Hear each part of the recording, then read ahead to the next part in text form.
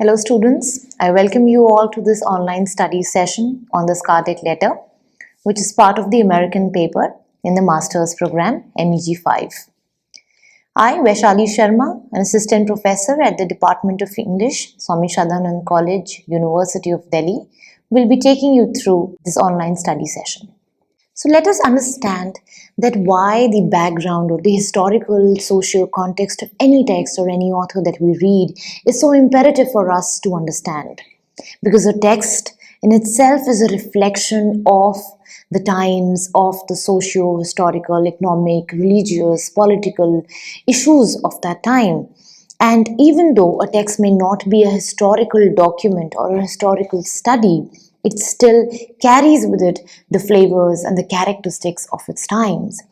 And at times, the author is so heavily influenced by the political conditions of his own era that inevitably it is reflected in the text. And it becomes a two-way journey. Sometimes the text helps us understand the socio-economic conditions of a country or a place at a given particular point of time, or at times the text in itself reflects further, enunciates further the atmosphere of a particular era or a particular region.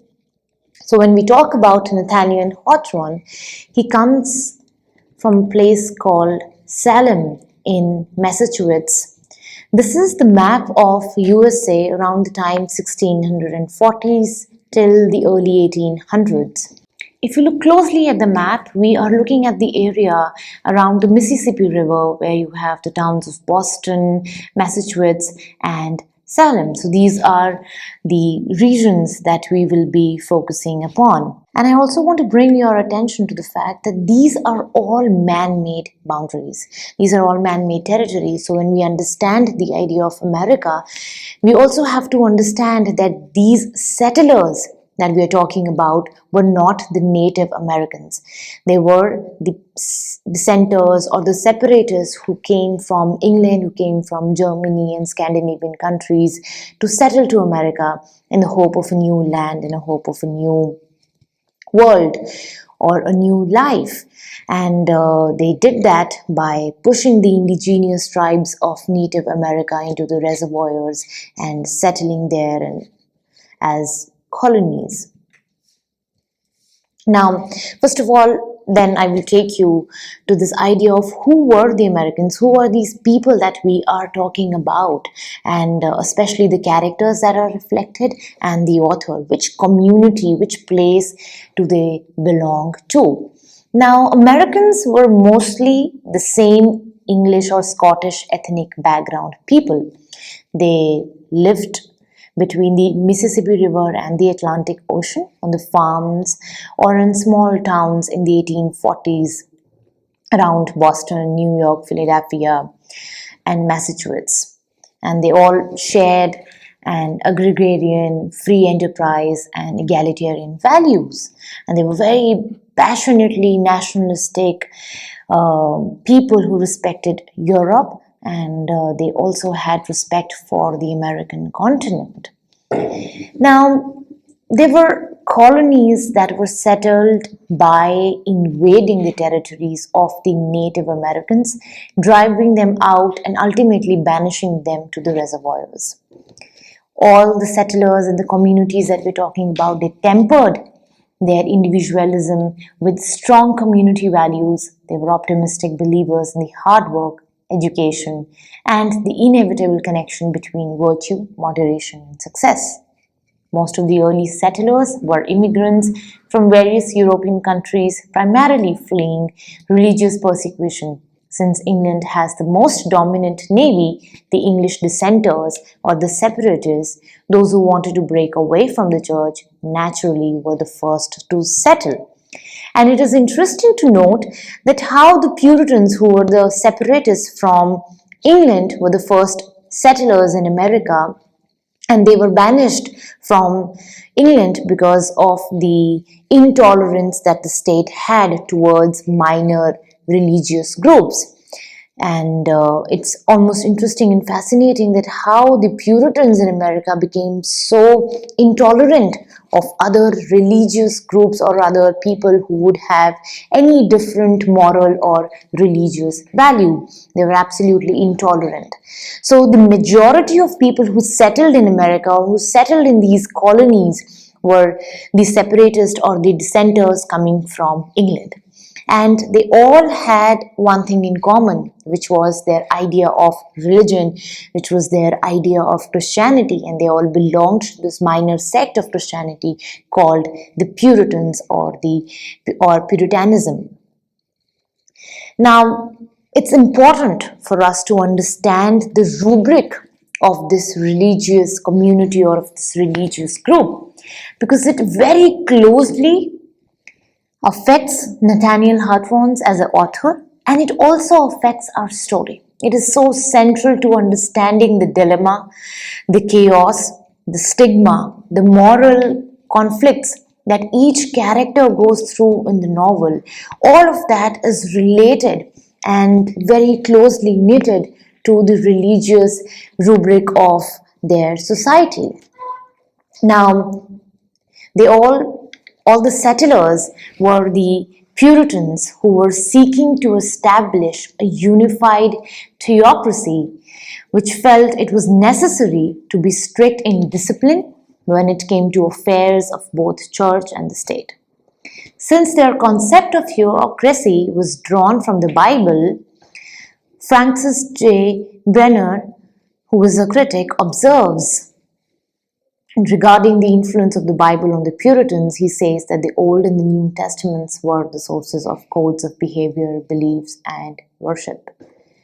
And it is significant that Hawthorne begins the story with a pessimistic statement about the environment in which Hester and Dimmesdale must find happiness.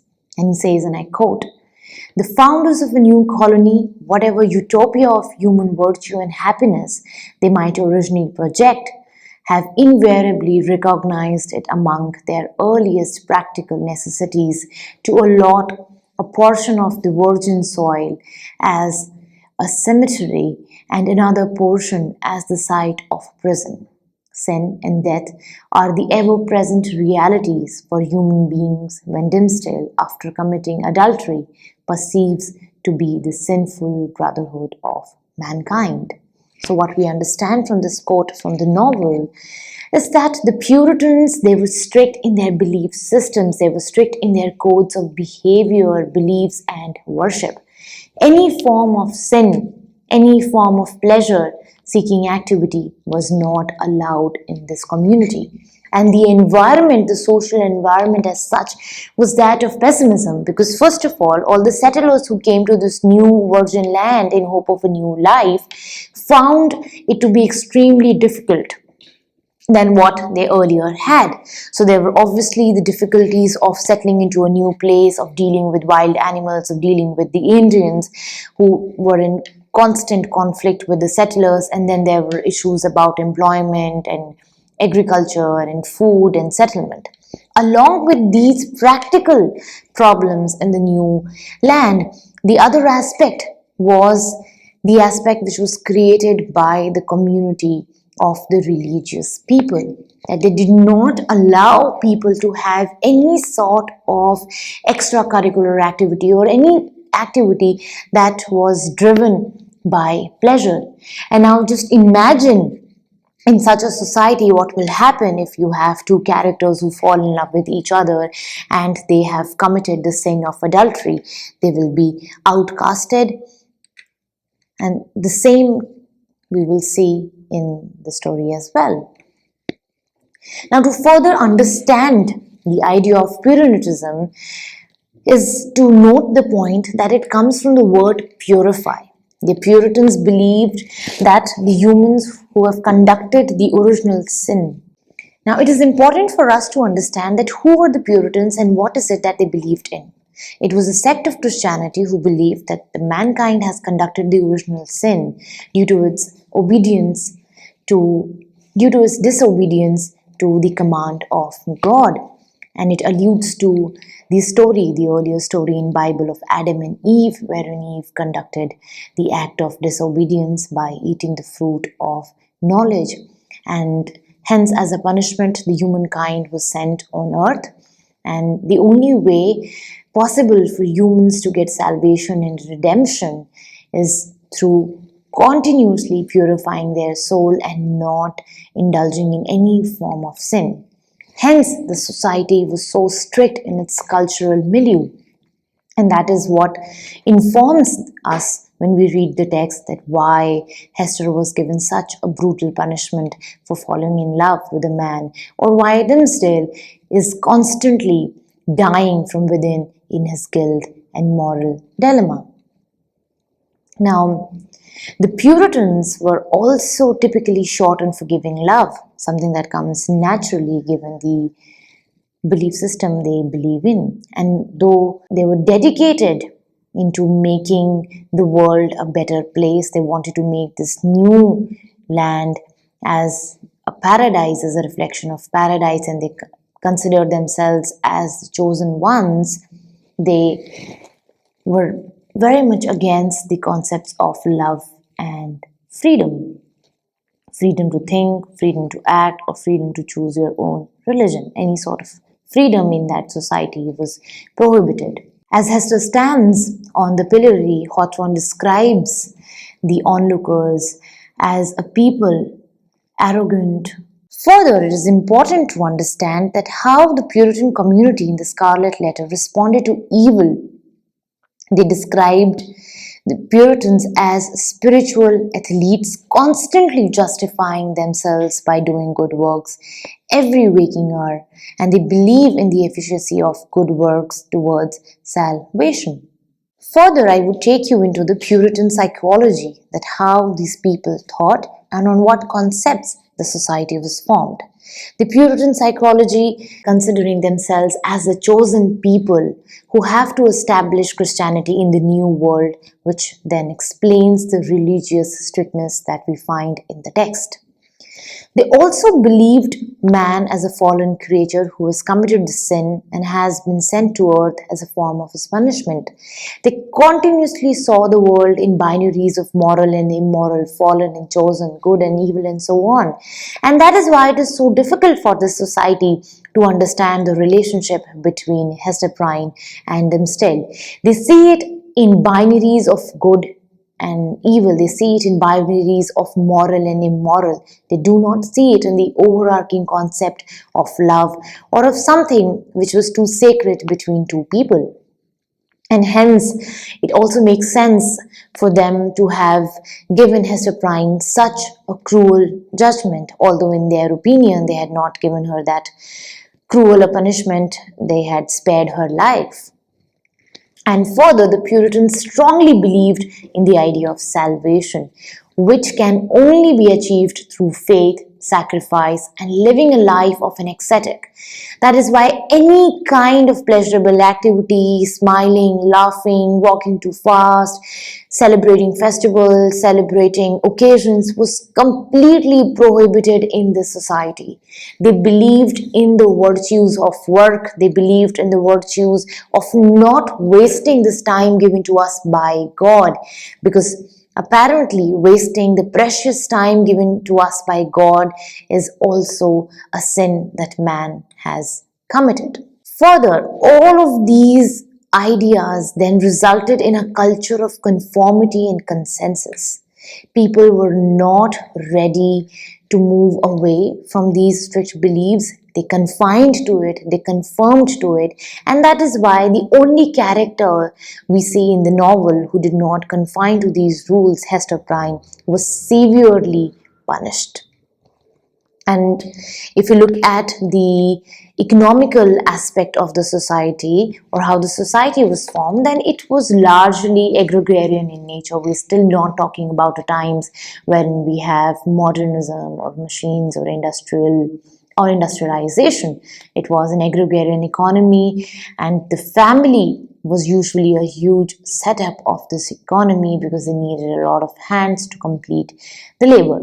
And the same can be seen in the novel. You would see a strong value, a strong importance is given to the idea of family and its members, and usually consisted of a lot of members. And the only person who does not have a family is Hester Prynne, who lives with her daughter Pearl. Both of them are outcasted from the society, and it is just, as a small child, it becomes difficult for Pearl to understand that why she does not have friends to play with, and you see Pearl playing with natural elements then. The class structures in that society were not rigid. Except for the enslaved Africans, everyone had the opportunity to better their lives. Although being in the religious fold helped improve the social structure, since only wealthy men had the right to elect or vote and acquire an important position. For example, we see in the case of Arthur Dimmesdale, who was an important man who was also part of the church and acquired an important status in the society. And it is because of this important status that he acquired in the society, it was difficult for him to reveal the sin that he has actually committed. It became almost impossible for him to come out on the front and say that what he was the father of the child, because the society gave utmost importance to the people of the church and men who were part of this religious community. And only the church members were eligible to become free men. Hence, it was important for everyone to align themselves to the church so that they can have voting right. The community life revolved around the church and the ministers. The attendance to the church was compulsory, and observing Sabbath was mandatory. Any violation to the day of Sabbath, like singing, walking fast, smiling, was publicly shamed, and people were humiliated. So this idea of public humiliation is something which is so central to the text, because we see the punishment that is given to Hester Prynne is that of public humiliation. The patriarchs says that they could have easily given her the punishment of death, but they spared her life, and rather what they gave her was public humiliation. So then in all, the church became a tool of totalitarian control. The church controlled how people lived, the church controlled how people behaved, the church controlled their relationships and their status in the society. Now, with this kind of a serious control and the strict control that the church had on the society, people started looking for options for a little bit of pleasure, for a little bit of entertainment, because there was as they became more settled into the land, into the place, they were now concerned with these other issues of pleasure and entertainment. So dancing was, even though it was looked down upon, it still became popular among people. Horse riding was another preferred sport by the rich people, and cockfighting was a popular sport among all the stratas of the society. Hunting and fishing gradually evolved into sports, and cards, football, bowling were popular in towns. And the only holiday that the people could enjoy was the election day, which obviously took on a secular color. You would see Hester Prynne dressing up, especially for the election day. You would see people making a special drink for the election day. You would see women who are cooking a different kind of cake, especially for the election day, because it was the only channel for them to have a little bit of pleasure and entertainment in their lives. Otherwise, they were strictly governed by the laws of the church. And if we have to understand further the legal system of the society, then there were no trained lawyers. That is why we do not see Hester Prynne going to a lawyer or trying to conduct a trial for her case. They usually followed the English common law and the criminal procedures. And as labor was scarce, corporal punishment was avoided. Hence, you do not see Hester Prynne being given a corporal punishment, and rather she was given public humiliation. So the focus on reforming an individual was through public humiliation, and this idea continues, it lingers throughout the novel.